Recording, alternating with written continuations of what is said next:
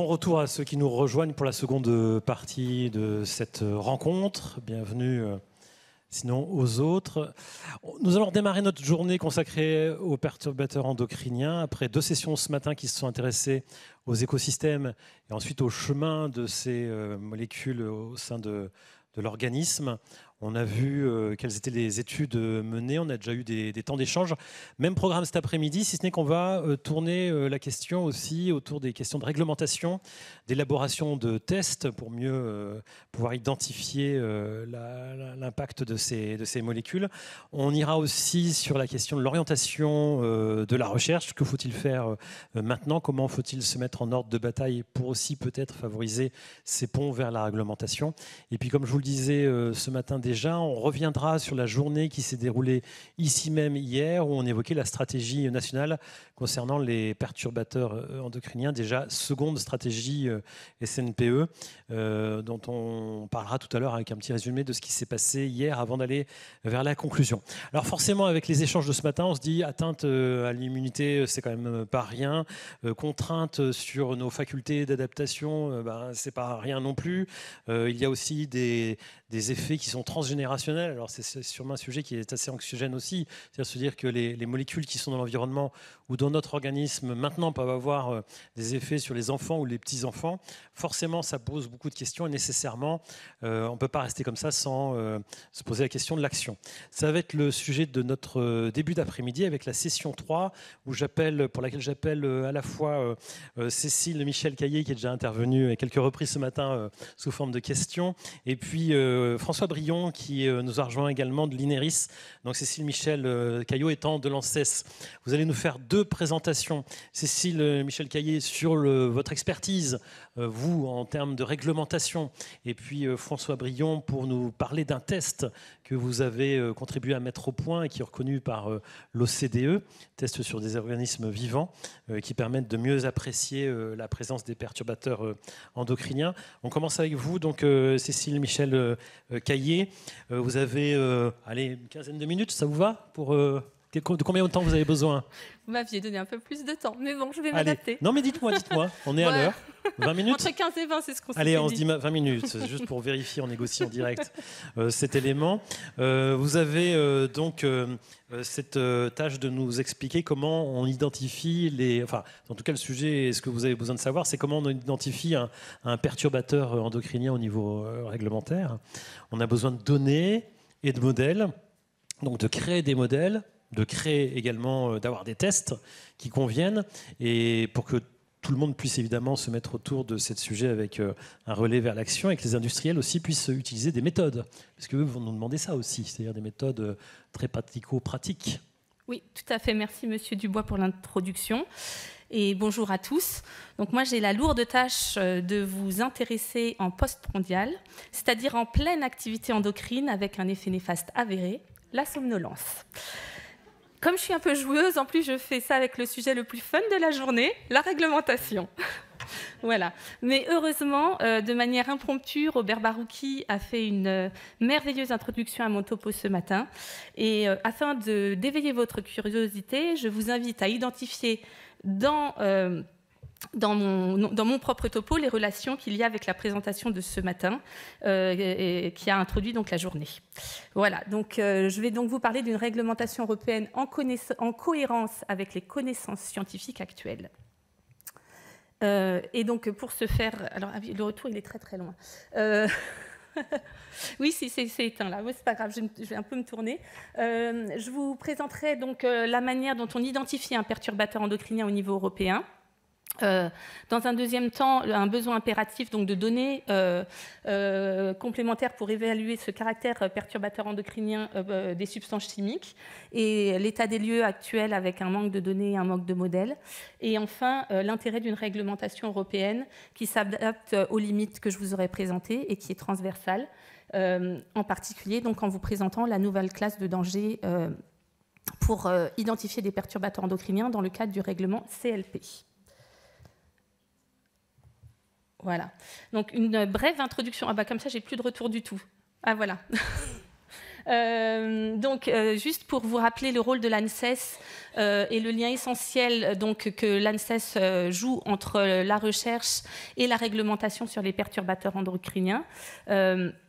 Dans le cadre de la recherche, l'ANSES est impliquée dans le développement des méthodes, en particulier en soutenant le programme PAPER dont on a beaucoup parlé lors de la journée d'hier, dans la création de données, de par son implication dans les différents programmes de recherche, en particulier le PNREST, mais aussi dans le cadre de PARC.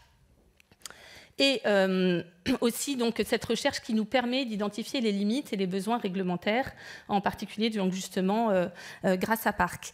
Ces travaux, ils vont être le carburant pour nos travaux réglementaires, nos évaluations réglementaires qu'on effectue en particulier, mais pas seulement, avec le groupe de travail sur les perturbateurs endocriniens, et dans le cadre de différentes réglementations qu'on applique à l'ANSES au nom de la France et dans le cadre d'un certain nombre d'agences européennes, à savoir l'EFSA, l'ECHA et le SCCS pour les cosmétiques, les phytos avec l'EFSA, REACH et les biocides avec l'ECHA et les cosmétiques avec le SCCS.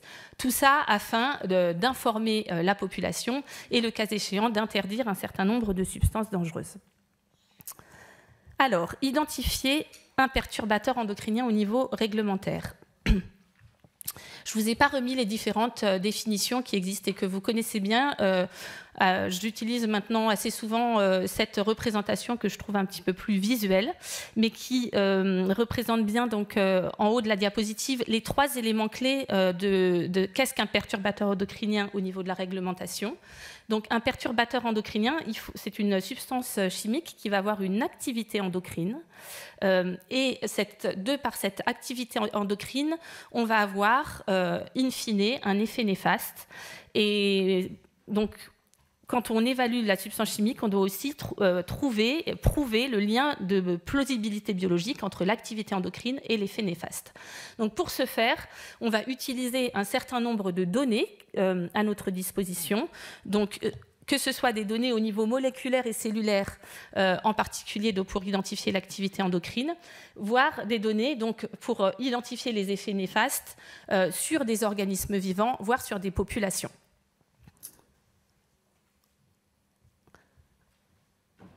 De manière un petit peu plus concrète, je ne vais pas revenir en détail sur l'une des premières substances chimiques qu'on a identifiées au niveau réglementaire comme un perturbateur endocrinien, à savoir le bisphénol A.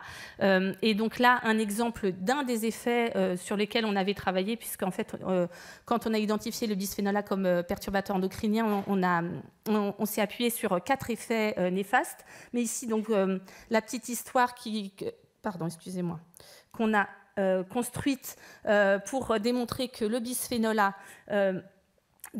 qui va aller s'accrocher aux récepteurs des œstrogènes, la manière dont il va conduire à une perturbation du cycle œstral chez les femelles.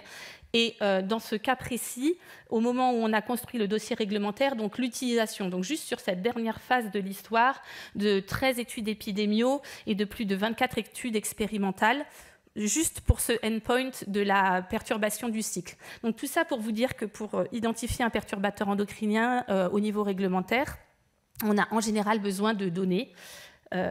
Voilà. Donc besoin de données et aussi souvent besoin d'un peu de temps pour analyser ces données. Donc l'ANSES, elle est historiquement à l'initiative des avancées sur le bisphénol A, puisque dès 2009, on avait reçu une saisine pour travailler sur la dangerosité du bisphénol A, avec une première action réglementaire dès 2014 qui nous permettait de classer le bisphénol A en tant que substance reprotoxique. Et non, décidément, Et les derniers travaux réglementaires sur le bisphénol A, que je mentionne ici parce que c'est important aussi que vous sachiez à quoi sont utilisés les deniers publics, les recours juridiques et le temps qu'on passe à la Cour de justice européenne, donc à Luxembourg, pour défendre les dossiers réglementaires qu'on a mis en place. Et donc, il faut savoir que sur le bisphénol A, ma collègue qui est dans la salle, on a tout gagné sur le bisphénol A. C'est pas toujours le cas. Donc là, on peut. Et donc, le dernier pourvoi, qui est le dernier arrêt de la Cour, qui date de mars 2023. Donc, pour identifier un perturbateur endocrinien, on a souvent aussi besoin de temps. Donc, c'est chronophage. Néanmoins, à quoi ça sert de faire tout ça? Eh bien, ça sert en vrai, parce que regardez l'impact positif de la réglementation sur la santé des Européens. Donc ça, c'est un graphique qui m'a été gracieusement prêté par l'Agence européenne de l'environnement et des données qui viennent de HBM4EU et qui nous montre que, entre 2014, et 2020, c'est HBM4EU, la concentration urinaire de bisphénol A présente dans l'urine des Européens diminue. Donc, c'est une corrélation, ce n'est pas une causalité, peut-être que c'est une causalité. En tout cas, pour mon moral, je trouve que c'est pas mal de se dire que peut-être on a quand même un impact. Et en tout cas, les données de concentration urinaire nous montrent que voilà, sur le bisphénol sur lesquels on agit, on arrive à faire diminuer cette concentration chez les Européens. Donc, pour agir au niveau réglementaire, je vous l'ai dit, on a besoin de données. J'ai rajouté le petit mot « adapté », c'est très important, j'y reviendrai un tout petit peu plus tard. On a besoin de temps, en particulier pour gérer l'incertitude due au manque des données, ou en particulier quand on a des données qui sont moins adaptées. Et tout ça afin de construire des dossiers réglementaires solides, ça c'est pour la Cour de justice, qui remplissent leur rôle, c'est-à-dire limiter les expositions aux substances dangereuses. Donc, vous allez voir que c'est mon côté éducatif, je le répète beaucoup. Donc, on a besoin de données complémentaires. Un petit tableau qui vous montre notre capacité à identifier un perturbateur endocrinien en fonction des réglementations. Donc, ce tableau, vous avez le type de réglementation en Europe. Donc, vous savez peut-être pas, je vais peut-être vous l'apprendre aujourd'hui. En fait, toutes les réglementations ne sont pas basées sur les mêmes principes juridiques. Et en Europe, on a donc des règlements qui sont basés sur les autorisations de mise sur le marché. C'est le cas, donc deuxième colonne, des règlements phyto et biocides. On a des règlements qui sont basés sur de l'enregistrement. C'est le cas typiquement de REACH. REACH est une réglementation d'enregistrement pour que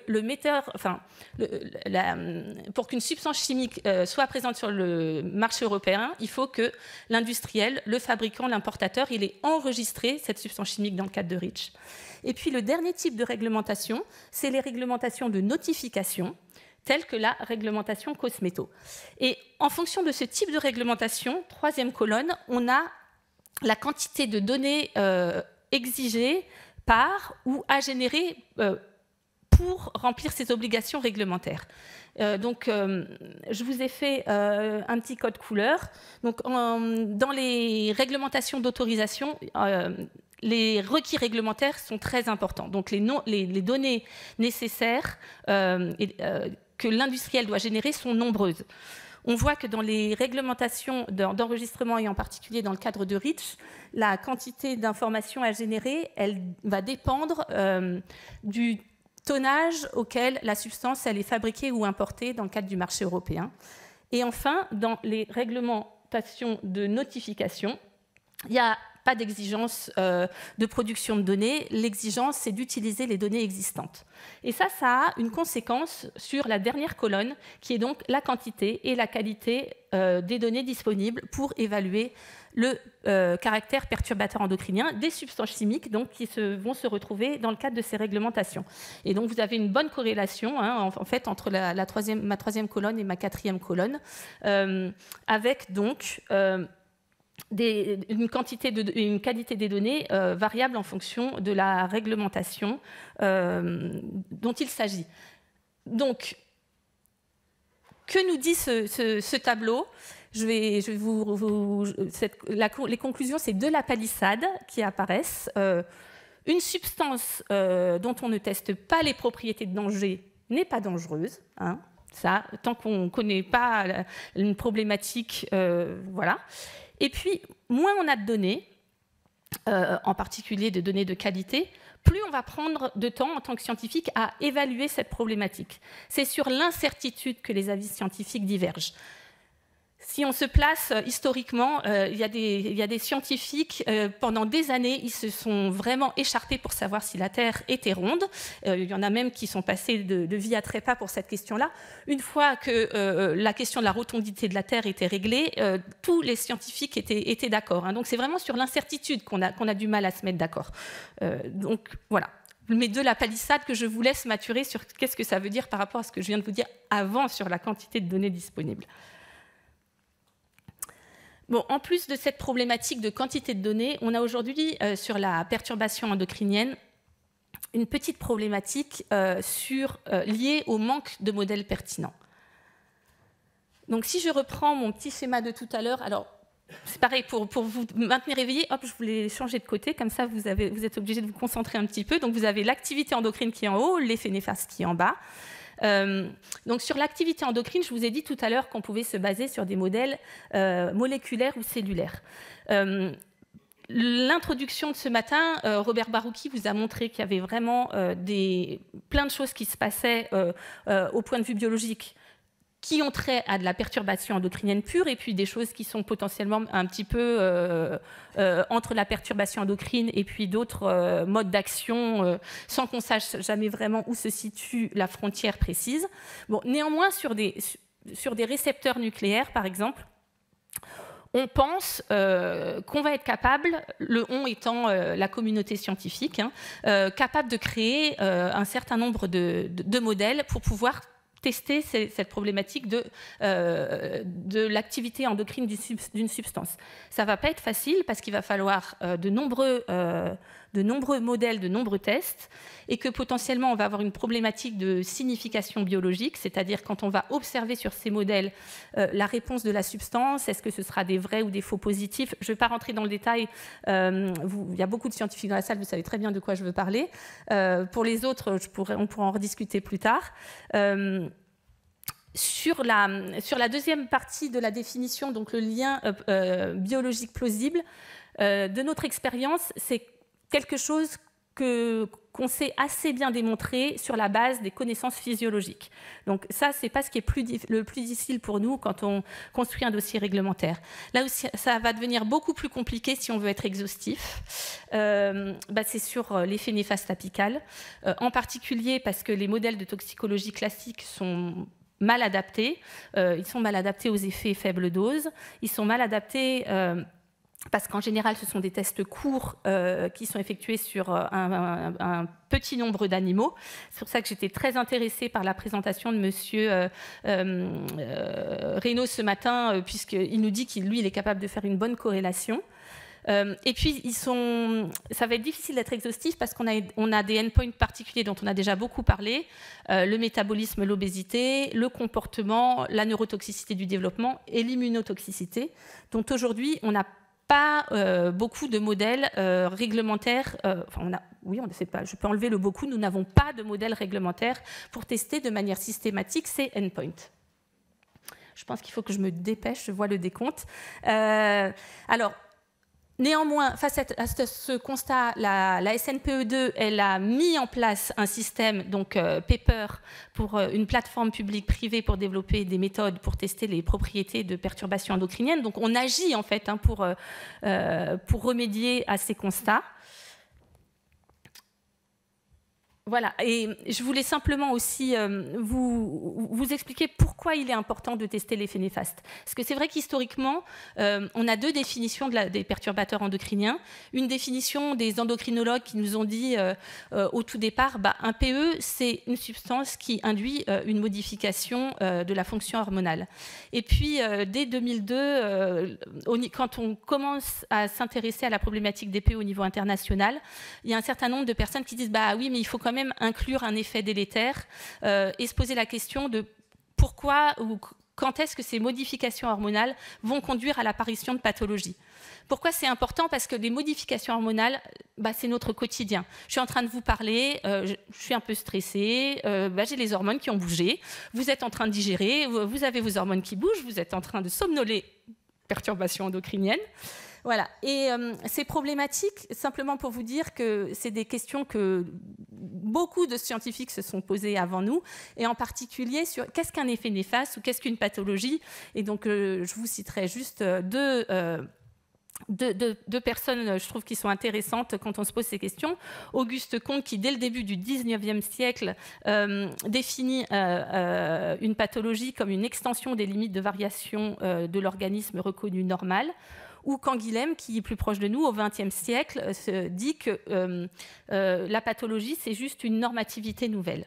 Voilà, c'est pareil, je vous laisse maturer, réfléchir à ce petit moment culturel. Donc, simplement, voilà. Néanmoins, face à tous ces constats, donc, la mise en œuvre d'une réglementation européenne transversale qui permet donc cette réglementation, ça s'appelle le CLP. Vous la connaissez puisque c'est cette réglementation dont je vous ai mis les petits pictogrammes que vous avez déjà croisés dans votre quotidien. Et ce CLP, il permet de communiquer de manière transparente et cohérente les dangers des substances chimiques. Donc, il va nous permettre d'utiliser toutes les données existantes, qu'elles viennent de la littérature scientifique ou des dossiers réglementaires, de comparer aux critères définis et d'identifier donc la dangerosité de la substance, quel que soit son usage. Elle permet aussi de communiquer de manière claire, de manière très importante, en premier lieu aux travailleurs, mais aussi aux consommateurs, quand vous achetez votre pot de peinture, par exemple. Et je vais y revenir, elle est adaptée en fonction du niveau de preuve. En plus, l'avantage du CLP, c'est qu'il a des conséquences en aval qui sont très larges et qui sont adaptables aux situations. Donc, une substance classée, elle va avoir des conséquences. Je sens que mon temps s'écoule, donc je vais pas rentrer dans le détail. Je vous ai simplement mis, et j'ai pas le temps de quand même. Il y a des choses qui sont exclues du CLP, donc il faut le garder un petit peu dans un coin de sa tête. Donc très rapidement, donc ma définition que je vous ai mise de manière visuelle tout à l'heure, donc là je vous ai mis les critères, parce que donc un règlement, vous voyez, c'est quelque chose de très codifié dans des tableaux avec donc les critères. Vous avez donc les trois données, une activité endocrine, un effet néfaste et un lien de plausibilité biologique, donc, dont je vous ai déjà parlé. Et puis surtout cette question de niveau de preuve. Soit on a assez de preuves, et dans ce cas-là, on est un perturbateur endocrinien, enfin la substance chimique devient un perturbateur endocrinien reconnu, avéré ou présumé. Et si on a moins de preuves, alors on va être un perturbateur endocrinien suspecté. Voilà, la même chose dite de manière visuelle. Et j'en arrive à mes conclusions. Donc voilà, le cadre réglementaire est posé. Il faut maintenant l'alimenter en développant des modèles que l'on souhaite varier pour à terme qu'ils soient exhaustifs. Il faut que ces modèles soient acceptés au niveau international. Ça, c'est très important pour deux raisons. C'est pas juste la validation et le travail de paper, c'est pas juste pour embêter les scientifiques, c'est que c'est très important de pouvoir comparer des données les uns avec les autres. C'est important pour la transversalité de l'information. Et comme on l'a vu, le champ à couvrir en termes de perturbations endocriniennes est tellement important que ce serait dommage de ne pas optimiser les efforts internationaux. Donc, il faut vraiment que ces tests qui vont être développés, ils soient validés. Et puis, il va nous falloir des données à enrichir. Donc, ils sont issus de vous tous, de tous les laboratoires, des données de la recherche, et qui vont permettre aussi de pousser les industriels donc, à remplir leurs obligations réglementaires, quitte à renforcer ces obligations réglementaires en modifiant les requis de ces réglementations. Voilà, je vous remercie pour votre attention et je serai disponible plus tard pour... Voilà. Merci. Merci Cécile Michel-Caillé, on vous entendait mal sur la fin, mais effectivement, on aura des questions après vous, après l'intervention de François Brion, pour vous poser des questions. Il y aura 10 minutes, un quart d'heure pour ça. Et d'ailleurs, pour les personnes qui voudraient revenir sur votre présentation avec les aspects réglementaires, que vous avez quelquefois évoqué rapidement vu le temps imparti, il y a un replay aussi, donc on pourra s'arrêter aussi sur les visuels pour pouvoir les observer en détail. Merci beaucoup en tout cas pour cette présentation. François Brion, on vient de parler de l'intérêt d'avoir des tests. Alors effectivement, ça c'est tout à fait majeur pour avoir des tests qui soient aussi possibles à mettre en œuvre. Alors peut-être quand même par des spécialistes, mais en tout cas pas des scientifiques rares à trouver. Il faut quand même pouvoir avoir des bureaux d'études ou des personnes qui qui s'en empare. Vous êtes chercheur à l'INERIS.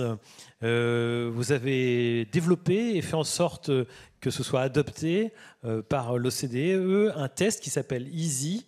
Et ça montre bien les liens possibles entre la recherche, l'expertise et l'appui aux politiques publiques qui étaient évoqués juste avant, puisqu'on en a besoin aussi dans le domaine de l'expérimentation.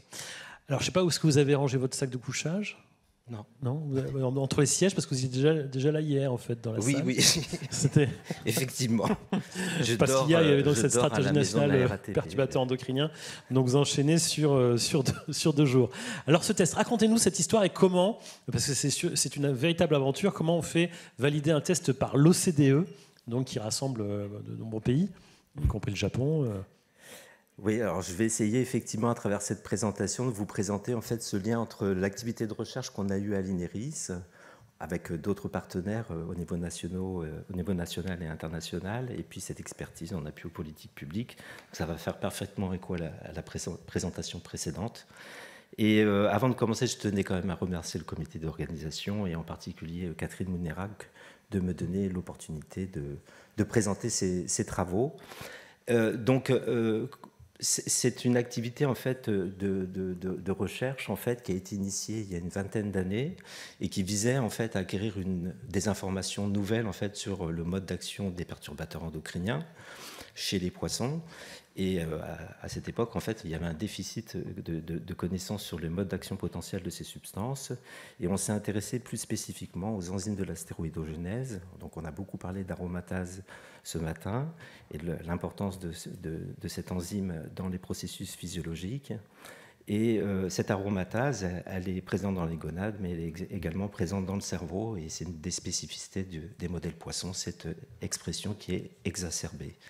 Donc ces travaux de recherche, ce qui est pour moi important de souligner, c'est que ça a été initié dans le contexte de programmes comme le PNRPE, qui était dédié aux perturbateurs endocriniens, et des programmes de l'ANR, et qui ont permis en fait l'acquisition de méthodologies et de connaissances fondamentales à l'établissement de ce test et à sa reconnaissance. Donc brièvement, en fait, j'ai ici résumé une activité de recherche qu'on a menée sur ce gène, sur l'expression, la localisation du gène de l'aromatase cérébrale, le gène CYP19A1B. Donc c'est un gène qui s'exprime énormément dans le cerveau. Et on a pu également démontrer en fait la régulation de ce gène par les œstrogènes. Et bien évidemment, le contexte dans lequel on s'est inscrit, c'était de s'intéresser aux effets des œstrogènes, mais surtout des xénoœstrogènes. Et on a beaucoup travaillé et démontré en fait la sensibilité du gène de l'aromatase aux xénoœstrogènes au cours du développement embryonnaire. Et pour aller plus loin dans l'étude de ce gène, on a développé, caractérisé une lignée de poissons zèbres transgéniques qui exprime un gène rapporteur fluorescent, la GFP, sous le contrôle du promoteur du gène de l'aromatase. Donc il y a une petite imagerie d'un cerveau de poisson à l'état embryonnaire, et ça a grandement facilité en fait l'étude des perturbateurs endocriniens sur ce gène cible. Et effectivement, en utilisant cette lignée de poissons zèbres transgéniques, on a pu mettre en évidence que de nombreuses substances chimiques étaient capables de perturber l'expression du gène de l'aromatase cérébrale chez les embryons de poissons zèbres transgéniques. Et ça nous a donc amené en fait, à développer un test qu'on a dénommé EASY. Donc EASY, c'est un acronyme en anglais, donc je vais le faire en français. Ça permet en fait de détecter des substances endocrines actives qui vont agir via le récepteur des œstrogènes et qui vont utiliser ces embryons de poissons zèbres transgéniques. Donc ici, on a une représentation schématique simple de la manière dont on procède au laboratoire.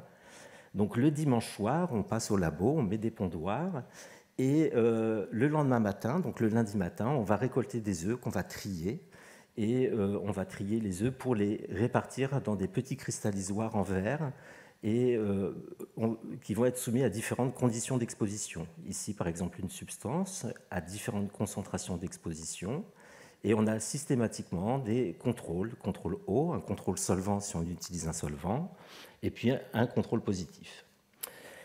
Cette exposition, elle s'opère entre les premiers stades de vie jusqu'à 4 jours, et à la fin, on a des petits embryons. Donc il est important de rappeler que le renouvellement du milieu se fait quotidiennement. pour assurer la stabilité aussi de la substance. Et à la fin de l'exposition, en fait, chaque larve est placée, vivante, sur des petites lames et imagée à l'aide d'un microscope à fluorescence. Et on va pouvoir imager l'expression de ce gène et ensuite analyser ces images de façon automatisée. Alors, ce test-là, en fait, on a démontré qu'il était non-invasif. C'est un test in vivo basé sur le mode d'action. Il est réalisé sur des embryons de poissons zèbres qui ne sont pas soumis à l'expérimentation animale. Donc, c'est un test qui rentre dans le champ des méthodes alternatives. C'est un test rapide, adapté au criblage au débit. Et on a pu démontrer qu'il était sensible, robuste, spécifique et quantitatif. Donc, ça rejoint les faux positifs, les faux négatifs. Et c'est aujourd'hui le seul test informant d'effets endocriniens des substances dans le cerveau, et je vais revenir sur cet aspect-là. Alors, qu'est-ce qu'on obtient avec le test EASY? En fait, on va pouvoir déjà visualiser, imager l'expression de ce gène dans des conditions contrôle ou exposées. Donc ici, c'est un ensemble de molécules qui sont actives, et on voit bien l'induction en fait, de ce gène par les substances. Et surtout, on va pouvoir quantifier la réponse pour réaliser des doses-réponses sur la base de cette quantification de l'imagerie pour dériver des EC X, alors EC20, EC50, et puis aussi caractériser chaque molécule par un taux d'induction. Ici, on voit un taux d'induction moyen de 20 par rapport à des contrôles, avec ici l'exemple de l'éthénylestradiol, qui est une des molécules les plus actives, avec une EC50 de 10 picomolaires. Alors, si on replace ce test, en fait, tel qu'on l'a imaginé, conçu, dans le contexte en fait, du cadre conceptuel de l'OCDE, eh bien, ce cadre conceptuel de l'OCDE, il est réparti en 5 niveaux. Donc, ça va du test en fait, purement in silico à des tests in vitro, sur des cellules. Donc là, c'est pour acquérir des modes d'action au niveau moléculaire. Et puis ici, on va avoir des tests de niveau 3, in vivo, qui vont aussi informer de modes d'action, mais à l'échelle de l'organisme. Et après, il y a des tests plus complexes de niveau 4, 5, qui vont permettre d'évaluer des impacts sur des fonctions physiologiques, la différenciation sexuelle, des impacts sur plusieurs générations. Et donc, on a fait le constat, en fait, et même si on aimait beaucoup ce test, parce qu'on a beaucoup travaillé aussi sur ce test et la mesure de la vitellogénine, qui a un endpoint important de ce test 229-230, on a fait quand même le constat que il y avait un besoin de développer des méthodes de criblage in vivo, rapides, sensibles et peu coûteux, et de tenir compte de considérations éthiques, à savoir de développer des méthodes alternatives à l'expérimentation animale. Donc ça, c'est aussi des aspects très importants qu'il y a au sein même de l'OCDE et à l'échelle européenne. Donc on a décidé de soumettre ce test à l'OCDE pour répondre à ces besoins qui étaient clairement identifiés. Et ici, j'ai résumé en fait en quoi ça consiste en fait une soumission, une validation à l'OCDE. Donc c'est un processus assez simple, avec des étapes clés. Et la première étape, c'est de soumettre un document, une SPSF, qui va décrire un petit peu l'objectif de cette validation. Et il y a des discussions avec les coordinateurs nationaux. Et une fois qu'on s'est mis d'accord, le test il est inscrit au programme de travail des lignes directrices. Après se passe la phase de validation de la méthode à proprement parler. Donc ici, ça s'est fait dans une commission spécifique, VMG ECO, pour les méthodes en écotoxicologie. Et pour valider une méthode, en fait, l'OCDE a édité un document guide, c'est le document guide 34, qui dit un petit peu comment il faut procéder. Souvent, cette validation s'opère en 2 phases, et c'est ce qu'on a fait, nous, pour le test EASY. Une phase 1 qui va démontrer en fait, la transférabilité du modèle, de la méthode, et acquérir des données sur la répétabilité, reproductibilité. Et l'important, c'est que ça se fasse sur des laboratoires indépendants et, si possible, répartis géographiquement dans les pays membres de l'OCDE. Et puis, il y a une deuxième phase, ensuite, qui permet en fait, d'évaluer la pertinence, la fiabilité de la méthode pour identifier de manière fiable des molécules actives et des molécules inactives. Et c'est ce qu'on a réalisé en réalisant l'ensemble de ces tests dans différents laboratoires en aveugle. Et à la fin, on rédige une ligne directrice qui va être soumise, en fait, c'est un projet qui est soumis à commentaires publics. Donc souvent, il y a plusieurs cycles de commentaires. Et à la fin, il y a une adoption de la ligne directrice par les coordinateurs nationaux. Alors ça, c'est assez simple, mais j'ai figuré ici en fait comment ça s'était opéré dans le temps pour nous. C'est un processus simple mais qui s'opère sur plusieurs années. Et donc, il est important, effectivement, de s'inscrire dans la durée. Donc, c'est plutôt un mode marathon que sprinter, hein, clairement. Mais, in fine, et je dois ici souligner quand même le soutien important du ministère de l'Environnement dans cette démarche, eh bien, on a pu arriver à la publication d'une ligne directrice au bout de quasiment 10 ans de travail. Donc, à la fin, les coordinateurs nationaux ont adopté ce projet de ligne et il y a une publication donc, du rapport de validation. Donc l'ensemble des données acquises sont disponibles et il y a une ligne directrice, la ligne directrice numéro 250, qui permet en fait de décrire comment on réalise ce test. Alors si on replace en fait le test EASY dans le cadre conceptuel de l'OCDE, bien en fait c'est un test de niveau 3. Qui va donner une information sur le mode d'action des substances, donc c'est une information de danger. Et c'est le premier essai qui a été validé sur des embryons de poissons pour les PE, pour identifier des molécules qui ont des activités œstrogéniques. Et il y a un document guide très important à l'OCDE, c'est le document guide révisé 150, qui décrit en fait l'ensemble des tests et qui intègre le test EASY et qui dit qui n'élabore pas une stratégie, mais qui dit un petit peu comment on peut les utiliser pour évaluer les dangers et les risques des substances. Alors aujourd'hui, cette ligne directrice, c'est un essai pour l'expertise. Donc comme ça a été dit par Cécile, cet essai permet en fait une acceptation mutuelle des données au sein des pays membres de l'OCDE. Donc ça, c'est vraiment important parce que ça a du sens au regard d'autres pays membres de l'OCDE. Ils vont pouvoir l'intégrer en fait dans leur réglementation. C'est un essai qu'on utilise ici en appui à l'expertise et à l'INERIS, on exerce cette expertise pour le ministère de l'Environnement, pour des substances, des polluants aquatiques émergents. On a beaucoup travaillé sur les substituts de bisphénol à l'aide avec le soutien du ministère et ça rentre aussi dans le cadre de PARC.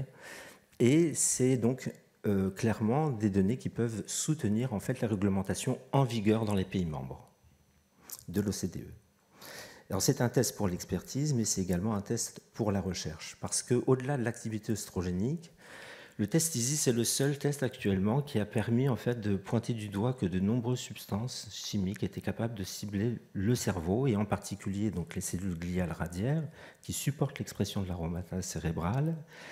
Et on a initié un travail dans le cadre du PROOF pour aller un petit peu sur les conséquences de la modulation de cette perturbation de l'aromatase cérébrale par des progestatifs de synthèse pour démontrer en fait le lien entre modulation et expression de l'aromatase.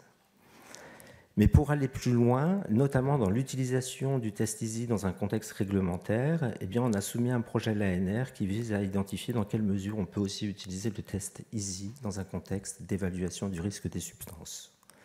Donc un des premiers éléments importants pour passer du danger au risque, c'est de mieux caractériser l'exposition. Et à l'aide de modèles mathématiques, PBPK, qui ont été largement présentés ce matin, donc je ne vais pas du tout revenir sur le principe de ces modèles, bien, ça permet de mieux caractériser les concentrations d'exposition interne et à l'aide des modèles de toxicodynamie, de relier ces concentrations à des effets biologiques. Donc ici, les travaux qui sont réalisés en particulier par les gens de l'unité de modélisation à l'INERIS ont permis en fait de confronter des données d'effets de substances, ici c'est l'exemple du bisphénol A, sur l'expression de l'aromatase au cours du développement embryonnaire. Donc c'est des effets temps et concentration dépendants qu'on a pu mesurer et confronter en fait ces mesures au modèle de toxicodynamie qui a été développé, qui est toujours en cours de développement. Donc ça, c'est une première étape. Dans le contexte de l'ANR, on a aussi travaillé sur les effets neurodéveloppementaux et démontré que la délétion de l'aromatase B pouvait avoir des effets importants sur la prolifération cellulaire, donc chez les poissons. Ici, c'est des individus adultes, et c'est des effets qui sont quand même région spécifiques. Mais en tout cas, ça rejoint en fait ce qu'on savait, quand on module l'expression et l'activité de cette enzyme, on module des processus fondamentaux au sein du cerveau. Et puis, on a également été sur des effets comportementaux. Alors, sur un panel de molécules qui induisent l'aromatase, quand on regarde le comportement, il n'y a pas de réponse typiques liées à l'induction de l'aromatase, et c'est lié probablement au fait qu'il y a des modes d'action multiples des molécules qui sont actives vis-à-vis du récepteur des oestrogènes, mais probablement qui activent d'autres voies de signalisation. Par contre, à l'aide d'un modèle biologique, KO, donc où il y a une aromatase B qui est non fonctionnelle, eh bien, on a des réponses phénotypiques qui sont tout à fait caractéristiques. Chez les embryons, on a une hyperactivité, et cette activité, elle persiste aussi au cours du temps. Et chez les adultes, on a aussi une modification comportementale avec une diminution de l'activité et de l'anxiété. Donc l'ensemble de ces éléments en fait, concourent à construire des briques autour en fait, du projet initial tel qu'il a été construit, c'est-à-dire une AOP pour évaluer l'effet des modulateurs de l'aromatase cérébrale. Mais on a des briques intéressantes, donc, tant en termes d'exposition que d'effets, et donc il y a encore une continuité en termes de recherche qu'il faudra mener pour aboutir à une AOP quantitative et, si possible, reconnue à l'échelle de l'OCDE. Donc je vais conclure très simplement pour dire que c'est tout à fait fondamental de faire de la recherche. C'est absolument important de faire de l'expertise en appui aux politiques publiques.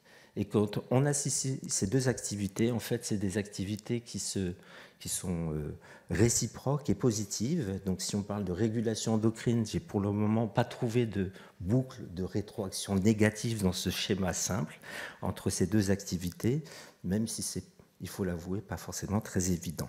Mais c'est extrêmement important. Et pour finir, je voudrais remercier l'ensemble des collaborateurs des différents laboratoires qui ont participé à ces différents projets. J'ai une pensée émue pour Jean-Stéphane et je voudrais remercier Olivier K, qui a été un partenaire très efficace dans mon activité de recherche et qui a soutenu cette activité d'appui. Remercier l'ANR pour les financements et le ministère de l'Environnement pour son accompagnement dans cet exercice d'expertise. Merci de votre attention.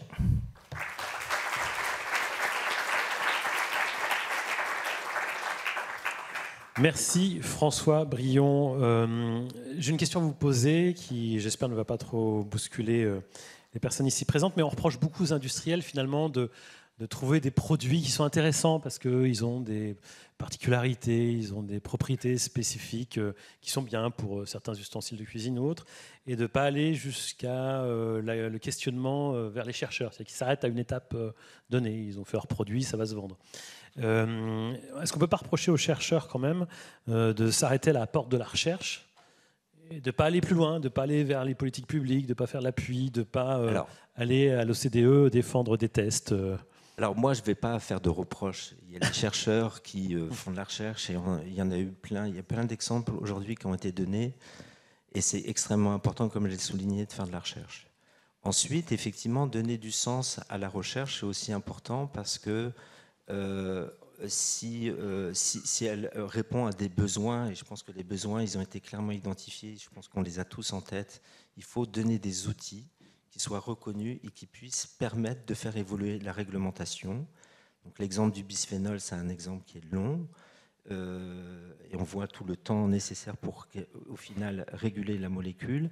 Et nous, on veut en fait proposer des outils qui permettent en fait d'éviter cette situation liée au bisphénol. Il faut qu'on puisse agir en amont pour éviter ce temps long aussi et je dirais corriger un petit peu les effets néfastes qui ont été constatés liés à la molécule. Ça se passe aussi dans ce sens-là. Mais c'est pas si simple que ça de faire ce pas. Et à l'INERIS, on a cette ambition de faire de la recherche et de l'appui. Et à titre personnel, c'est quelque chose qui... C'était quelque chose qui pouvait... Oui, là où ma question a vraiment une limite, c'est que c'est vrai que les chercheurs font déjà souvent de l'enseignement, de la recherche, etc., que le temps manque et qu'effectivement, cette étape n'est pas l'étape d'aller vers la décision publique ou la réglementation, les tests, c'est pas toujours... Mais elle m'apparaît fondamentale. Mais elle est fondamentale, encore faut-il trouver les temps dans les 24 heures imparties. En tout cas, voilà, c'était juste pour souligner que c'est important aussi de faire ça, de ne pas s'arrêter à une étape qui finalement n'implique pas son rôle social, finalement, Alors, on a des questions de la salle et on a probablement, peut-être, je ne sais pas, je me tourne vers les... Oui, on a des questions aussi, évidemment, sur le fil de discussion du web. On commence vite fait par une question de la salle. Monsieur, merci de vous lever, de vous présenter. Donc, bonjour, Alain Poivet, conseiller scientifique de la FEBA. Je ne vais pas parler au nom de la FEBA aujourd'hui, je vais parler avec ma casquette de secrétaire général de l'association PEPPER, dont je suis très content, dont on a parlé aujourd'hui. Donc c'est plus une remarque, enfin il y a une petite question à la fin, mais la remarque c'est super d'insister sur le caractère fondamental de ce type de recherche, de transférabilité des méthodes vers le privé, parce que effectivement le chercheur il fait déjà énormément de choses, il fait de la recherche, et c'est très compliqué, c'est aussi très coûteux d'aller vers, une fois qu'on a fini sa recherche, d'aller vers la transférabilité pour avoir des méthodes qui sont appliquées, standardisées, reconnues et opposables ou utilisables en réglementation. Ça a un coût certain, et la question c'est souvent qui paye. Les industriels vont vous dire c'est vraiment un truc de pouvoir public, donc c'est au pouvoir public de payer. Le public va dire oui, mais en même temps c'est vous qui mettez des poisons, donc c'est à vous de payer. Et je pense que c'est pas la bonne approche. La bonne approche c'est de faire vraiment du mutuel. Donc c'est ce qui est fait à Paper avec cette association publique-privée. Donc j'incite tous les industriels, s'il y en a dans cette salle, à adhérer à Paper pour participer. Et la question c'est, alors la France n'a pas à rougir parce qu'on est vraiment en pointe sur le domaine et dans les perturbations endocriniennes sur la recherche, on l'a vu ce matin, on l'a vu hier sur ce sujet, on n'a vraiment pas à rougir, et sur la transférabilité des méthodes avec Paper. Et la question, c'est comment est-ce qu'on peut aller encore plus loin? Alors, est-ce que c'est à niveau international, peut-être au niveau européen? Est-ce que c'est dans les fonds alloués à la recherche? Est-ce qu'il faudrait créer des subventions type pour justement aider la transférabilité? Quels sont les moyens d'action pour aller encore plus loin dans ce domaine et faire comprendre à tout le monde l'enjeu? C'est la question des mécanismes, parce que c'est vrai que c'est sympa le temps libre, de faire ça sur son temps libre, mais il y a un moment donné, il faut peut-être des mécanismes un peu plus précis, mieux organisés. Oui, alors, levez-vous, Nicolas Marquis. Nicolas Marquis, Montpellier. Merci beaucoup pour les présentations. Je n'ai pas vraiment une question, c'est juste un petit commentaire. Donc, dans le champ de développement des médicaments anti-épileptiques, il y avait une vingtaine d'années, il y avait une très grande confusion sur les modèles à utiliser. Donc, il y avait le modèle souris, il y avait le rat, il y avait le poisson, il y avait plein de choses. Et donc, à un certain moment, la NIH aux États-Unis a nous convoqué en fait les gens qui faisaient ce type de recherche et on dit il faut sortir un white page, donc un document où on dit on va utiliser 3-4 maxi modèles pour faire du screening des nouvelles molécules. Donc, je me demande si une approche similaire de concertation, en fait, des modèles, donc soit le poisson, soit le rongeur, si ça peut être envisageable pour faire des tests de toxicologie, de neurotoxicologie dans le cadre des perturbateurs endocriniens. François Brion. Alors pour répondre à la question spécifique, là, effectivement, moi, j'ai vu l'évolution effectivement de la place du modèle poisson zèbre, enfin pas que poisson zèbre, mais les petits poissons modèles pour initialement l'écotoxicologie, et ça sort largement du domaine de l'écotoxicologie, c'est largement utilisé en toxicologie à visée maintenant humaine. C'est un modèle alternatif qui va dans ce sens, donc il y a encore beaucoup de travail à faire. Et par rapport justement aux substances pharmaceutiques, c'est effectivement un modèle qui peut être tout à fait utilisé pour déjà donner des informations qui seraient beaucoup plus coûteuses à acquérir sur des modèles de vertébrés mammaliens. Donc là, dans ce contexte-là, le poisson zèbre pour les pharma, ça a du sens. Et on a énormément travaillé sur les substances pharmaceutiques, pas uniquement sur les œstrogènes de synthèse, mais on travaille beaucoup sur les substances pharmaceutiques. Et les aspects comportementaux sont aujourd'hui dans des tests qui sont envisagés pour faire partie d'un ensemble de tests pour les molécules qui affectent le développement du cerveau. Oui, moi si, je Michel, vais répondre rapidement aux deux questions. Sur la première question, il y a un gros travail qui a été fait par Paper pour européaniser le modèle. Donc c'est en cours. Je ne sais pas si Philippe Hubert est là, mais et je pense qu'il y a une réflexion globale à mener. Je pense que la Commission européenne, elle a bien entendu le message. On l'a porté, je pense, de manière assez forte. C'est un énorme enjeu. Donc en cours de construction, mais je suis assez optimiste. Pour la deuxième question, monsieur, c'est un très bon exemple, mais je pense que c'est en effet un excellent exemple parce que vous aviez une problématique, l'épilepsie. La difficulté avec la perturbation endocrinienne aujourd'hui, c'est qu'on se rend compte qu'on a des effets néfastes multiples. Donc, il faudra arriver là à cette page, enfin, ce white paper. Est-ce qu'on est mature aujourd'hui? Pas encore tout à fait, je pense. Quoique on avance quand même de manière pas assez rapide pour certains, mais moi je préfère être optimiste. Donc on y arrivera. Encore un petit peu de patience. Merci. On a des questions aussi sur le fil de discussion et on a repéré les questions aussi dans la salle, mais on va quand même aussi bien sûr prendre les questions des personnes qui nous suivent à distance et qui sont extrêmement nombreuses. J'ai 2 questions, une question adressée à Cécile Michel et la deuxième à François Briand. Donc je commence par Cécile. Actuellement, comment est évalué l'effet PE des pesticides pour accorder une AMM et qui le fait, l'ANSES ou l'EFSA, et quelle méthode? On commence par celle-ci, du coup. Alors, les autorisations de mise sur le marché, alors, les autorisations. Je vais commencer par faire une non-réponse, mais bon, comme politicienne, moi j'évalue les substances sous REACH, donc j'ai pas aucun de mes collègues qui travaillent sur les phytos de l'agence qui est ici. Donc les industriels, ils remplissent leurs obligations réglementaires, donc ça me permet justement de rajouter un petit truc qu'on a omis et dans ma présentation et dans celle de François. Les requis réglementaires, en fait, juste pour que tout le monde comprenne bien, c'est une liste de tests à fournir, donc parmi lesquels, par exemple, le test qui a été présenté par François. Donc les réglementations, elles listent les tests qui doivent être fournis, et à partir de ça, les industriels, ils vont monter leur dossier pour montrer que la substance, elle est sans danger, et après les autorités sanitaires, donc l'ANSES pour la France, donc que ce soit pour les phytos, les biocides et REACH, vont contre-expertiser un certain nombre de ces dossiers. Je ne vais pas rentrer dans le détail parce qu'il y a des questions d'autorités compétentes. Enfin, on se partage le travail quand même au niveau européen avec nos collègues. Voilà. Il y a Mathieu Schuer qui voulait peut-être... Voilà. On a très peu de temps, on va faire très bref parce qu'il y a encore une question web et quelqu'un qui tend son micro plus loin. Est-ce que, allez-y, François Briand, si vous pouvez me passer votre micro, s'il vous plaît, je vais le transmettre rapidement, mais vraiment très très vite. Très vite, évaluation des pesticides, annexe commune ECA, EFSA pour l'évaluation du caractère PE, 4 voies sont étudiées, EATS, 4 voies de signalisation de perturbateurs endocriniens.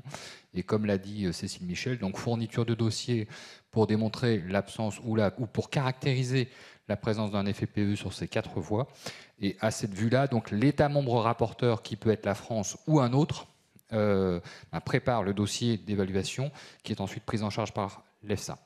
Merci beaucoup pour cette synthèse extrême. Il y avait une deuxième question. Alors la deuxième question adressée à François Briand, mais je pense aussi que Cécile peut répondre.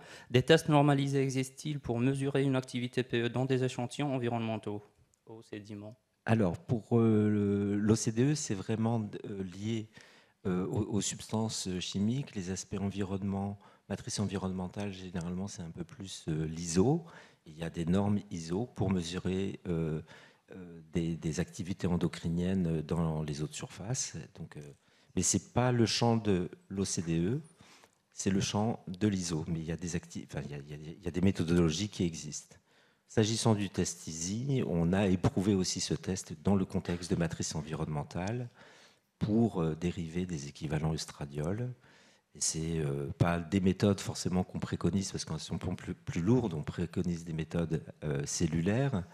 Et on a fait la démonstration qu'en confrontant ces deux approches, vitro-vivo, qu'on pouvait être tout à fait relevant en termes de mesure d'équivalent œstradiol et d'interprétation de ces données en termes de risque pour l'environnement.